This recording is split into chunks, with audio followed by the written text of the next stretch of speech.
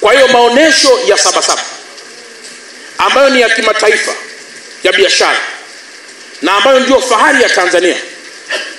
sio tu kwamba yanaishia Tanzania, ndio maana naitwa ya kimataifa, lakini sio tu yanaruka kihuzi cha mipaka ya Jamhuri ya Muungano wa Tanzania, hapana,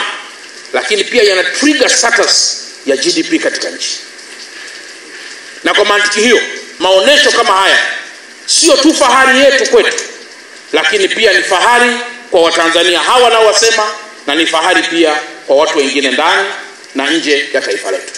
Waoneshaji wengine wanakuwa wageni ambao wanapaswa kujua, lakini na wale wenzetu wa Tanzania pia wanapaswa kujua kanuni na taratibu mbalimbali za serikali katika ufanyaji biashara ambazo zinawasaidia wao, kwa sababu vitu vingi havijulikani. Kwa hiyo tunapenda kutumia muda huu wa hizi semina wenzetu wa Tanzania na wale wageni wapate uelewa wa kanuni na taratibu mbalimbali, haki zao mbalimbali.